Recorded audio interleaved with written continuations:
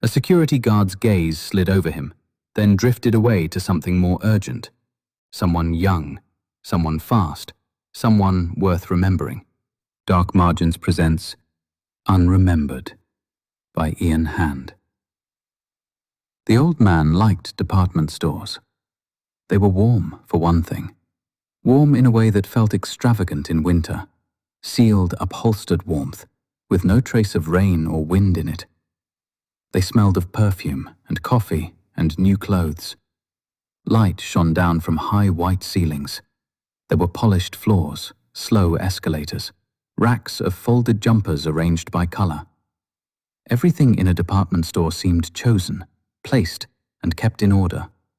Nothing drifted, nothing rotted, nothing was left out in the weather.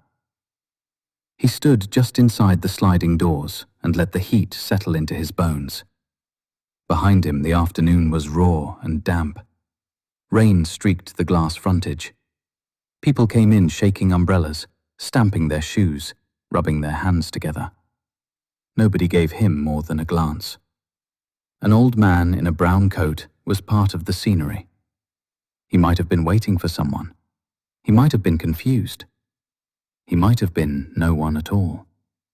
He preferred that. He moved slowly through the ground floor, hands at his sides, pausing now and then before things he had no use for. A display of handbags, a stack of cookware, a glass case of watches. At the perfume counter, a young woman sprayed scent onto a strip of white card and offered it to a passing couple. The old man turned away from the smell with a vague frown, as if it had stirred something unpleasant. A name rose in his mind and fell again before he could catch it. He took the escalator up to women's wear. At the top, he stood for a while, letting people stream around him. The shop music was low and glossy. Somewhere nearby, hangers clicked along a rail. A child was complaining loudly about shoes. A shop assistant, balancing an armful of returned clothes, glanced at him with a reflexive smile, then immediately looked past him, as if he'd already slipped out of her working memory. The old man watched a young woman near a display of skirts, 3 dresses draped over her arm.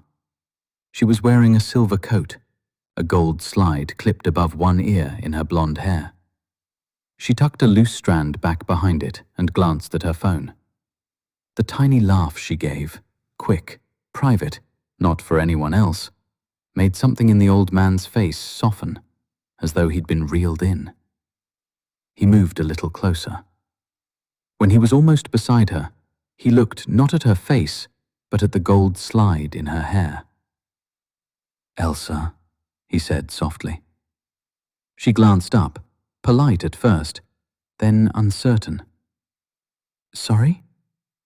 A smile touched the side of his lips, as if relieved to have found something that belonged where it belonged. Her expression tightened.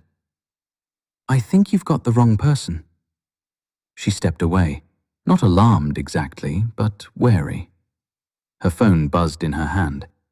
She checked the screen, turned, and headed towards the changing rooms. The old man watched her go. Then, without hurry, he lifted a red bra from a nearby rack and followed. The changing room corridor was quieter than the main floor. Carpet underfoot. Mirrors in white frames that threw back pale versions of people as they passed. The air close and overheated. At the far end, a shop assistant was hanging returned clothes on a rail, but she disappeared through a staff door before the old man reached the corridor. He wandered past the closed cubicles, one after the other, his head tilted, listening. It struck him vaguely that the corridor was built for privacy. Not secrecy, privacy. A place where sounds were expected to be muffled, where doors were expected to close. He stopped. The cubicle nearest to him opened. The girl stepped out wearing one of the dresses. She caught sight of him and stepped back sharply, startled, eyes flicking to the empty corridor as if checking whether anyone else had seen. "What the fuck?" she said. The old man moved with surprising agility and strength.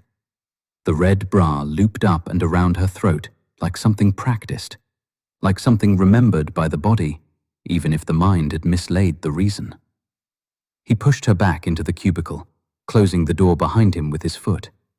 The girl made a sound that never quite became a scream. One shoe scraped hard against the carpet. A hanger fell and clattered against the partition, tangling in the crumpled dresses at their feet. Then only muffled movement. A thud as he forced her up against the back wall. A desperate, choking struggle with no room to move, no space to turn, no corridor wide enough for her voice to find purchase. The old man's face was very close to hers now, intent and strained, his hands pulling the bra tighter. "Don't go," he whispered. "Don't leave me." Her fingers clawed weakly at his sleeves. The cubicle trembled once more, then became still. He kept the bra tight around her neck for several seconds after the movement stopped, as if waiting for a correction, some further change, some impossible recognition. But none came. Only when silence had fully settled did he let it go. The girl slumped awkwardly into the corner, head bent, blonde hair over her face. The dress she'd tried on had ridden up at one hip in the struggle, showing a strip of black underwear. Her arm lay at an angle that looked wrong. The old man stared at her as though she might reopen her eyes and say his name properly, in the right voice, and make everything make sense. But she did not move. He bent and tugged the hem of her skirt down with a small, careful gesture, covering her legs, then turned away.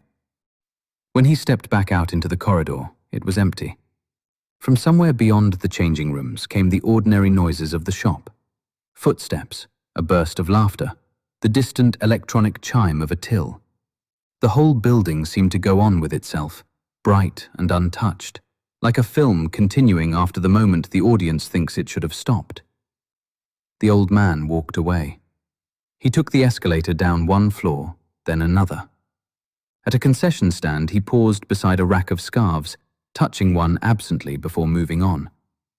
A man brushed past him and muttered, "Sorry," without looking at his face. A security guard's gaze slid over him, then drifted away to something more urgent. Someone young, someone fast, someone worth remembering. Nobody stopped him. Nobody noticed anything wrong. He drifted through the front doors and back out into the grey afternoon.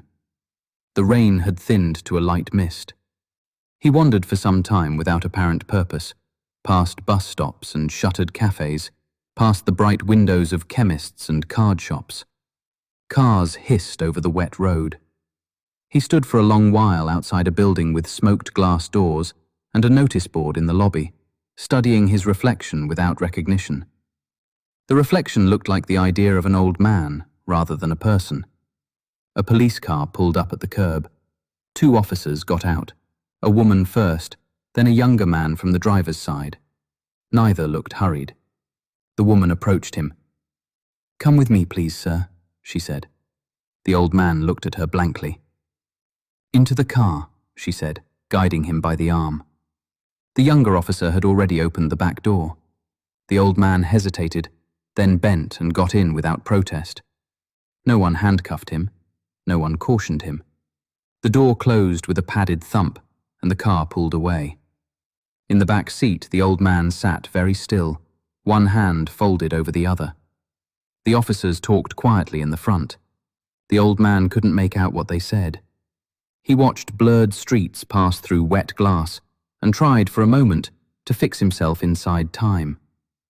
A train carriage window, dark countryside beyond. A woman opposite him laughing as she tucked her blonde hair behind her ear. And a name just out of reach, hovering where names used to live. By the time the car turned into a circular drive, the memory had dissolved. The building they stopped outside was low and brick-built, with automatic doors and winter pansies in damp raised beds. Light glowed in the foyer. Through the glass he could see a reception desk, a row of chairs, a television mounted high in one corner.